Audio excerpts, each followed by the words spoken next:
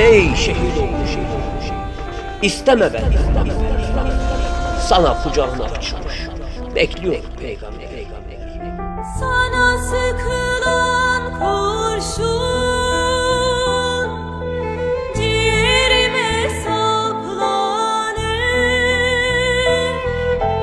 Bilmem bu acı nasıl yüreğimde saklanır.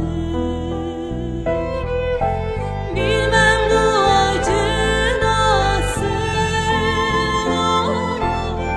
yüreğimde saklanır. Can verdiğin bayrağın tabutuna sarılmış. Sana yüce Yaradan cennetten yer ayırmış. Sana yüce Yaradan cennetten yer ayırmış.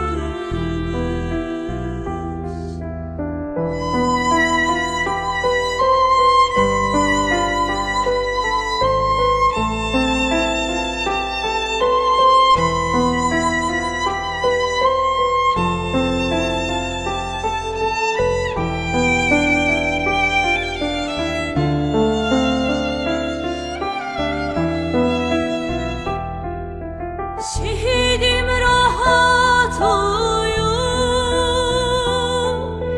biz bekleriz vatanı. Bu millet affeder mi sana kurşun atanı?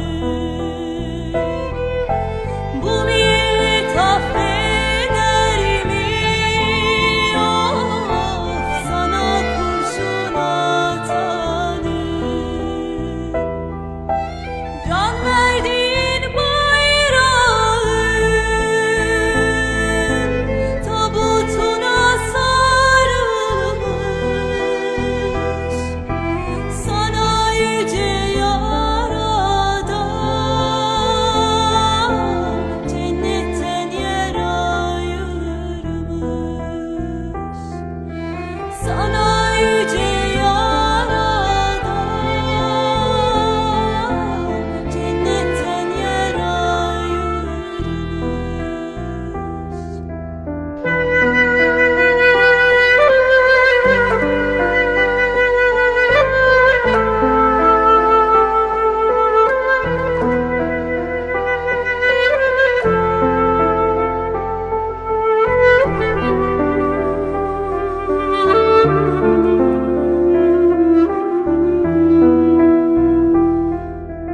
Melekler seni bekler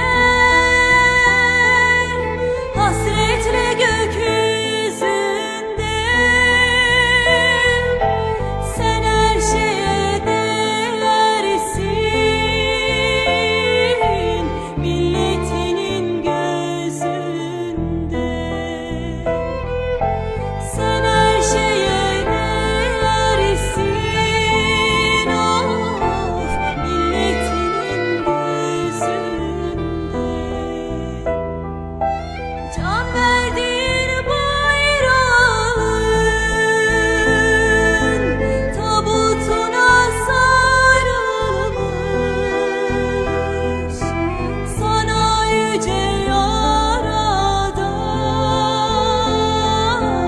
cennetten yer ayırmış. Sana yüce Yaradan